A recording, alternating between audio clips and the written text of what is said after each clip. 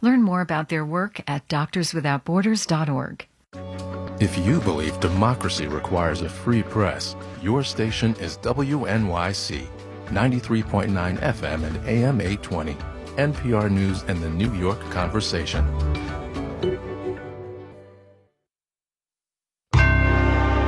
Marketplace is supported by Edison Research, dedicated to quality consumer research and public opinion polling for corporations and organizations worldwide.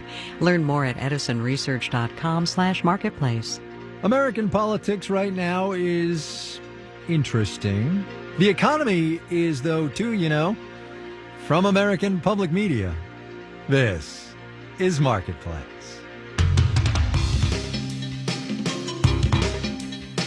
Marketplace is supported by Personal Capital, offering advice from fiduciary advisors and professional-grade financial tools. Learn more at personalcapital.com. And by Cabot Creamery, a farm family cooperative since 1919, crafting traditional cheddar cheese, offering comfort recipes and educational resources at cabotcheese.coop. And by C3.ai. C3.ai software enables organizations to use artificial intelligence at enterprise scale, solving previously unsolvable business problems. Learn more at C3.ai. In Los Angeles, I'm Kai Risnall. It is Wednesday today, the 13th day of January. Good as always to have you along, everybody. Not for the first time in the last week or 10 days or so, we begin this program with a sidelong glance at the politics of this economy. History, of course, being made today in the House. Our lane, though, is where we shall stay, with a couple of items to note the part that businesses are playing right now, and then on to the economics of this economy. How about that? Item number one, Airbnb. The short-term rental company said today it is canceling all of its short-term rentals in Washington, D.C. during Inauguration Week. Refunds and reimbursements in full will be paid to hosts and travelers. The rationale there, hopefully self-explanatory. Item number two, corporate political donations. Boeing today joined Hallmark and Walmart, a bunch of Wall Street banks and some others, in suspending all political donations. The question, of course, is how long that lasts. On the topic of how long things are going to last, we turn now to the gains to be had from those $600 relief checks that started going out a couple of weeks ago, and when we might expect to start seeing them show up in this economy.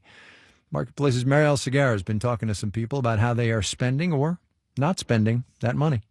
When Austin Flannery in Greenville, South Carolina, got his $600 check, he decided to splurge. First on a barbecue dinner with his girlfriend. Brisket, beans, potato salad, iced tea. That meal was like $70. Then on some clothes, like a $50 pair of pants. Then he saw a painting at a local store of some French actor from the 1800s who's all dressed up and smoking a pipe. Bought that too. And then I went home and I was like, man, he needs to be tattooed on me. He looks so elegant. So I got a tattoo of him. On his forearm. Another $400. When Flannery got the first check in the spring, he used it to pay off medical bills. But he had just lost his job at an insurance company. Since then, he's gotten a new job. Luckily enough, I'm in a financial place right now where I could afford to have a little bit of fun. So I did. One reason the government is sending out checks is so that people like Flannery will spend money. Another is economic relief. I heard from people today who used the money to pay for necessities like rent and heating oil. In San Diego, Catherine Olensky and her husband got $1,200. Some of it went toward just bills, just trying to survive. Specifically gas and electric. They saved the rest. Olensky's a hairstylist, and her salon is currently shut down. Honestly, who knows what 2021 is going to look like for work for me. And we always just want to be more prepared than less. A lot of people are using the money to set themselves up financially, like Hector M. Rico in Chicago. Me and my fiance, we plan to buy a house soon. So definitely trying to pay off some debt to, build the credit, get a better interest rate on a mortgage. And he's using some of the money to buy raffle prizes for his students. He teaches phys ed at a pre-K through 8 public school. I like to give out like little pedometers. I get them at like Target sometimes for $30-$20. Jump ropes at the dollar store. One thing I heard over and over, a lot of people are giving a portion of their check away to neighbors, family members, and charities like food banks. I'm Marielle Segarra for Marketplace. In tomorrow's news of this economy today, President-elect Biden's expected to announce his plans for another round of COVID relief tomorrow. It's likely to include $2,000 checks to individuals, extended unemployment benefits, more money to cities and states. And some Democratic members of Congress are pushing for Biden to include baby bonds, $1,000 for every newborn child as a way to help close the racial wealth gap. Marketplace's Samantha Fields has that one. The idea is that every baby in the U.S. would get a savings account at birth that the federal government would add to every year. How much would depend on a family's income. Once kids turn 18, they could use it to pay for college, buy a house, or start a business. Derek Hamilton is an economics professor at the New School. It will ensure that regardless of the family you're born into, regardless of your race or your gender, you have some asset foundation by which to accumulate asset security. White families in the U.S. typically have 10 times more wealth than black families, according to a study from the Brookings Institution.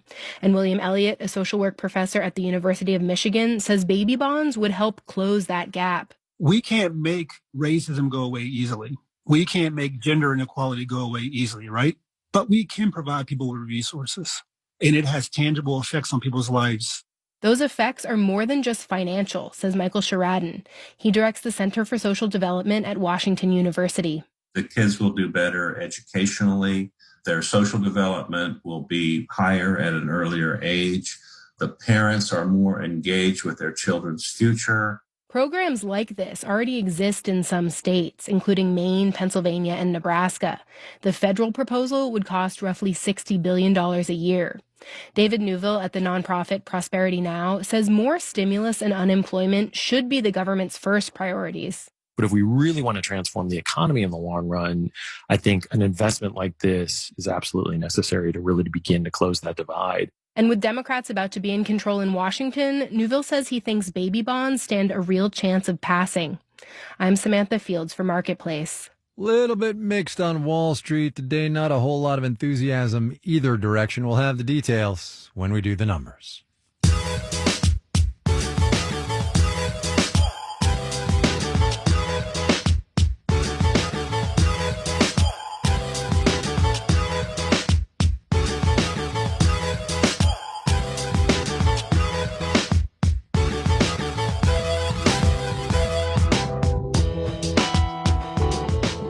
Netflix has a new strategy for 2021. It's kind of ambitious, even for a company known to throw money at its content problems.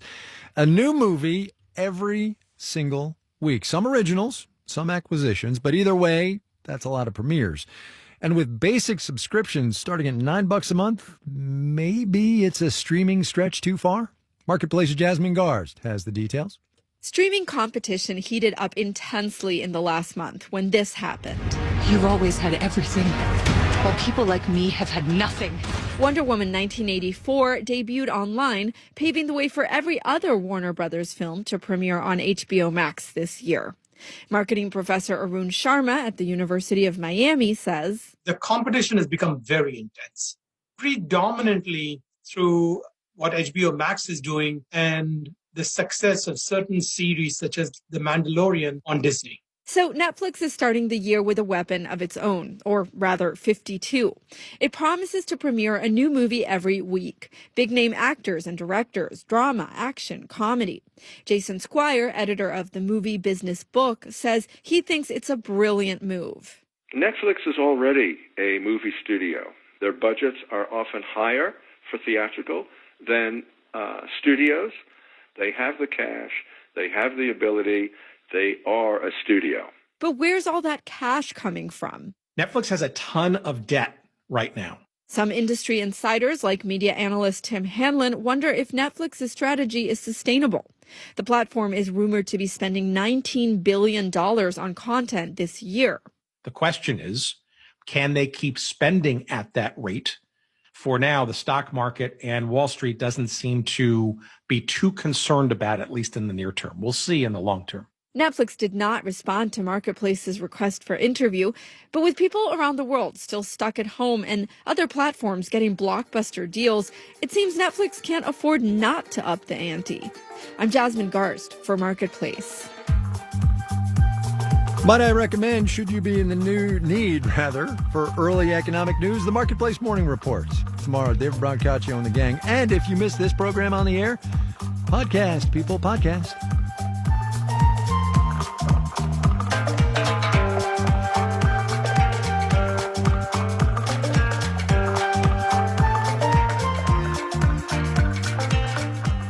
They're in the middle of another lockdown over in the UK after a big surge in the virus, thanks to that new strain, one that we are increasingly seeing over here too, by the way. And that makes doing business tricky, all the more so if your business is caring for others. So with a nod to the reality that childcare plays a huge part in deciding who can work during this pandemic and who cannot, our partners at the BBC sent us this for today's installment of our series, My Economy. My name is Rupam Carroll, and I own a daycare in the UK, in Nottingham. On a daily basis, we look after up to 40 children aged from, I think our youngest was 5 months, up to 5 years. Last year, we had a lockdown in the UK, so I ended up closing altogether. Financially, it was just awful. This week, we've got a new lockdown, and actually it feels a lot more manageable for me. We are allowed to stay open this time. Looking after the children during the pandemic it's uplifting, but also it feels rewarding, because last year when the children weren't able to come to nursery, it stopped a lot of parents being able to work, and things don't get done, doctors don't do their rounds. We're enabling all that kind of stuff. I am generally worried about my finances.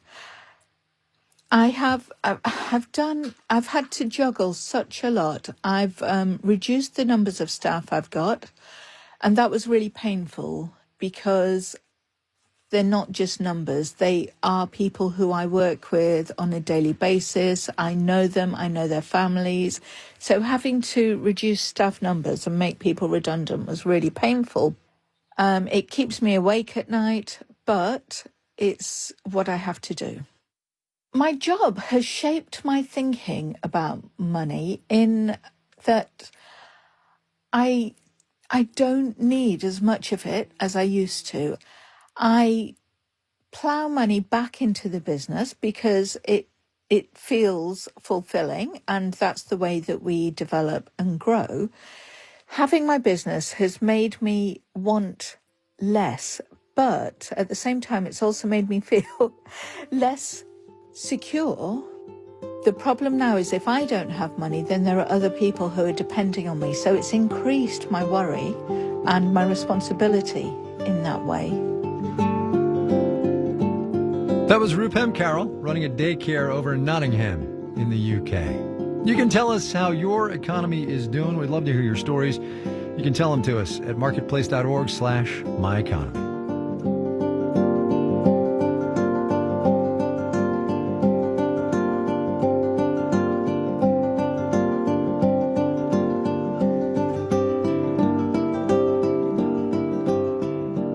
Coming up.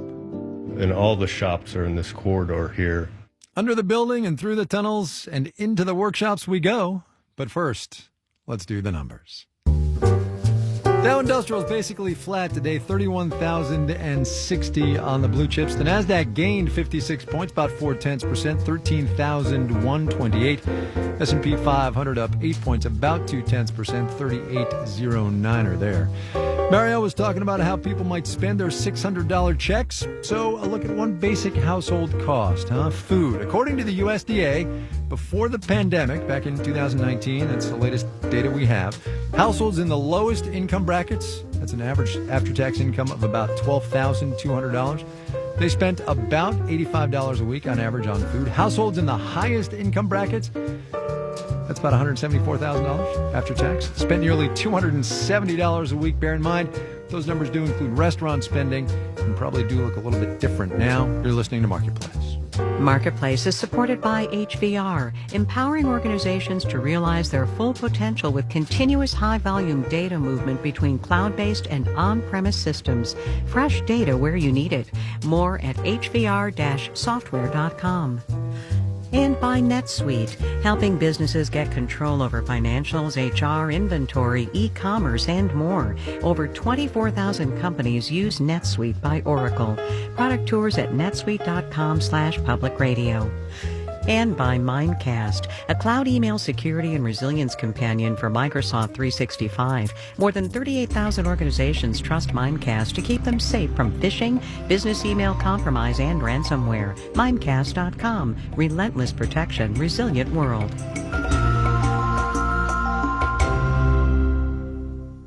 WNYC is supported by Geico, offering the Geico mobile app, which stores ID cards and enables bill pay and claim reports directly from your cell phone. Learn more at geico.com. On the next Brian Lehrer Show, we'll continue to follow the impeachment process, the transition process, and the national security process after last week's Capitol riot. Our guests will include New York Senator Kirsten Gillibrand and Timothy Snyder, the historian of fascism, who has a New York Times article called The American Abyss. Also, more on how to actually get a COVID vaccine you're eligible for in New York and New Jersey.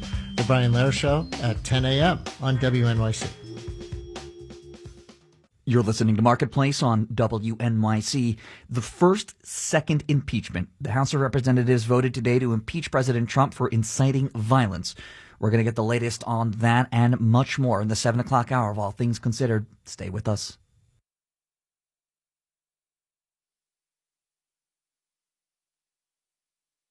This is Marketplace. I'm Kai Ryssdal. Not only are they dealing with another lockdown now, but 4.5 years after they voted for it, after two prime ministers lost their jobs because of it, after can't tell you how many meetings and negotiations and analyses, the Brits are also living with Brexit. New Year's Eve ended a 47-year-long economic and political relationship. Predictions from opponents were of economic disaster. That said, there is a new UK-European Union free trade deal in place. So, how does Brexit look in the cold, harsh light of the new year? Marketplace's Stephen Beard checked back with some of the small businesses he has been talking to for the past couple of years. This small company in the English Midlands, Sargensons, makes lightweight aluminum components for the auto industry. Even though it sells 25% of its output to the EU, the boss, Mark Noonan, voted for Brexit. And he wasn't that concerned whether there was going to be a trade deal with the bloc or not. There wasn't any stress. We really weren't that worried. It wasn't an issue. Coronavirus crisis is much more of an issue than Brexit. The secret of his insouciance is that he's making a highly specialised product. Basically, every component's X-rayed to make sure there's no defects. Most of what we do is... His components are in high demand, especially among fast-growing electric car manufacturers. His customers have to organise all the shipping, pick up the costs and do most of the paperwork. And Brexit, he says, has made him look for more customers well beyond Europe. We picked up a contract in San Francisco. We've got another contract in Beijing. The market is really buoyant. So everything's looking really good. Selling a less specialised product and more dependent on the EU, the boss of this London-based company was never enthusiastic about Brexit. Lars Anderson exports to families across the EU more than 40% of his products. Personalised stick-on name tags for children's clothing and other belongings. Hundreds of thousands of individual labels being sent out every day from this office. He's relieved about the trade deal. At least there won't be any tariffs on his name tags. But now that the UK is outside the EU, his customers themselves would have to arrange to pay sales tax on his products.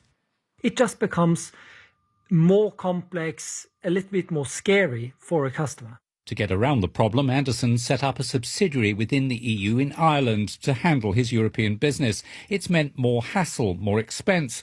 And at the same time, he says, the pandemic has closed many schools across the continent, reducing demand for his name tags.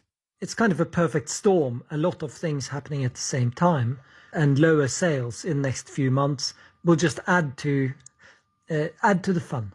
He's philosophical about the Brexit upheaval. Not so Darren Price, who also was always against leaving the EU. He's very unhappy about the UK's new trading relationship with the country's largest export market, worth around $400 billion. We were pretty annoyed that what we're left with is a very thin deal that is certainly worse for business and worse for the country than remaining in the EU. Darren and his wife Deborah run a small clothing company called British Boxers. They depend on an intricate European supply chain, decorative trim from France, fabric from Portugal and Italy. The new deal, says Deborah, may not entail tariffs or quotas, but it's still a far cry from the seamless trade when the UK was in the EU. There's a huge amount of paperwork that needs to be filled in. It's taking longer, it's more fussy, it's taking extra time. And then obviously that has a knock-on effect with cost as well. Nobody can say for sure what the knock-on effect will be on UK business as a whole. Brexit supporters point to the flow of traffic at the port of Dover, the main conduit for trade with the EU, and they claim the new trading relationship is a success. But opponents say the traffic is more than 50% lighter than usual due to the pandemic. It may be several months before the true impact of Brexit is felt. In London, I'm Stephen Beard for Marketplace.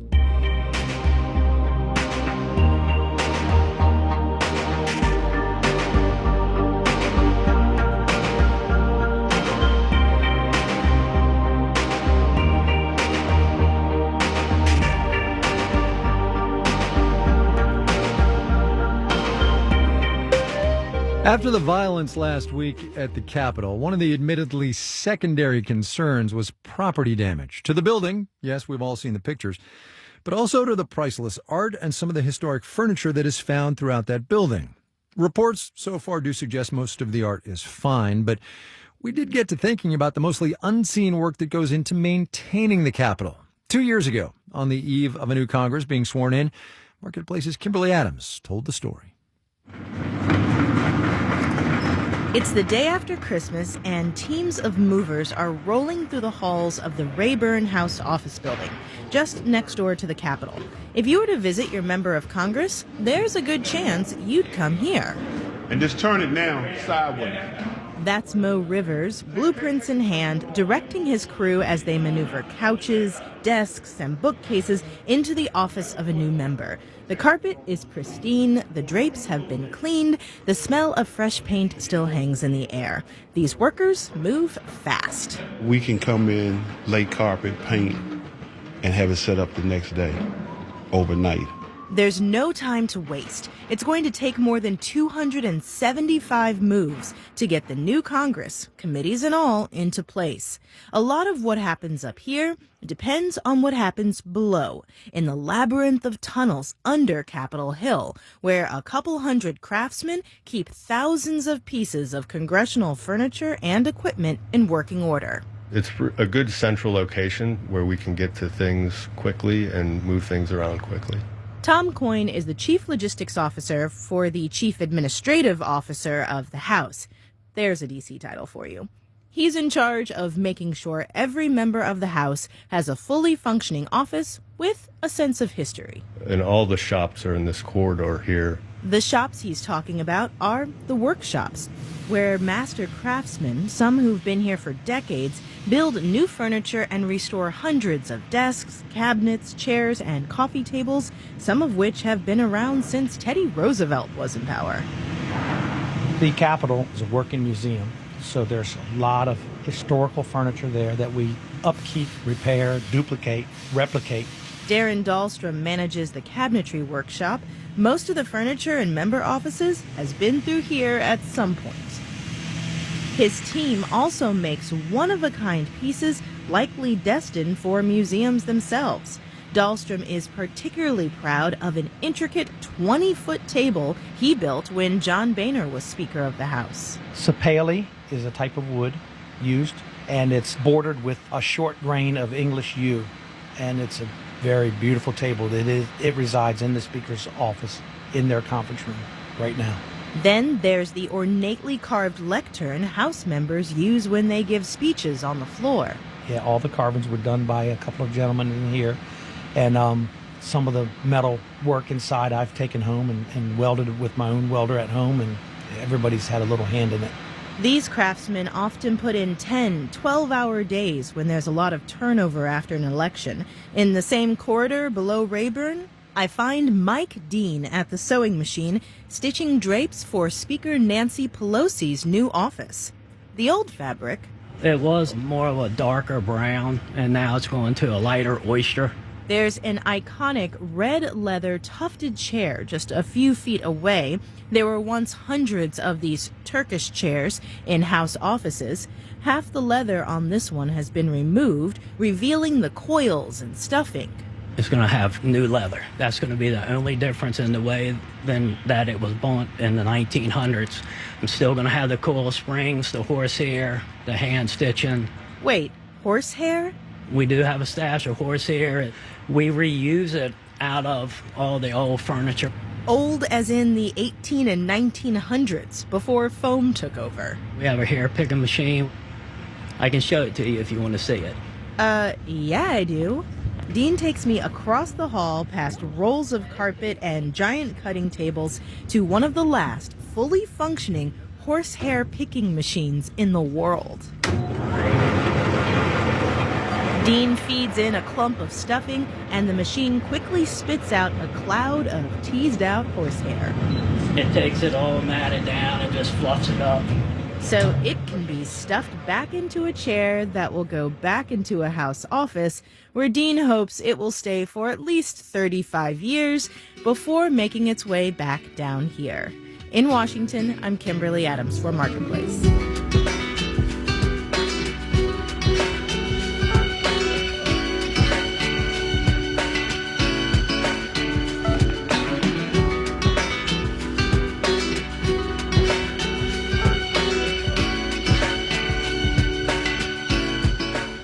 This final note on the way out today: of use perhaps should you be in the market for a new place of employment. Glassdoor, the site that lets people post their reviews of their companies, salary lists as well, that kind of stuff.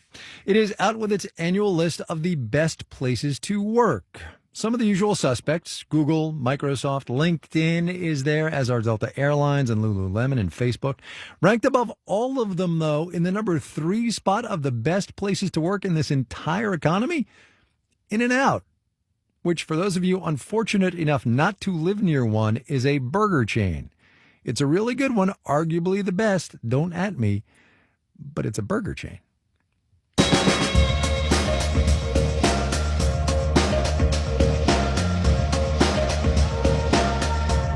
Marketplace is supported by Noom, a personalized program based in psychology to help people understand their motivations, change their habits, and lead healthier lives. Learn more at Noom, Noom.com. And by Drexel University. Drexel University's academic model prepares visionary leaders to address the challenges of a changing world. Drexel.edu/ambition can't wait.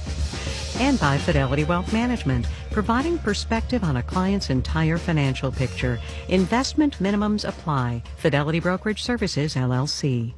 All right, we got to go, but here's your midweek moment of economic context. Kind of lost in the shuffle today. News of inflation in this economy. Still, basically isn't any. The Consumer Price Index came out this morning, up 1.4% from December 2019 to last month, so bupkis on consumer inflation. In the fine print, though, this, which even if you're not driving right now as much as you used to, you are probably feeling or seeing at the pump. Gasoline prices jumped almost 8.5% from November to December. Our media production team is Robin Edgar, Drew Jostad, Jeff Peters, Jay Siebold, Charlton Thorpe, Ben Tolliday, and Becca Weinman. They, once again, are the people coming into the studios, so the rest of us don't have to, unless your home internet is terrible, like I've said. I'm Kyle Risdall. We will see you tomorrow, everybody. This is APM. WNYC supporters include the John S. and James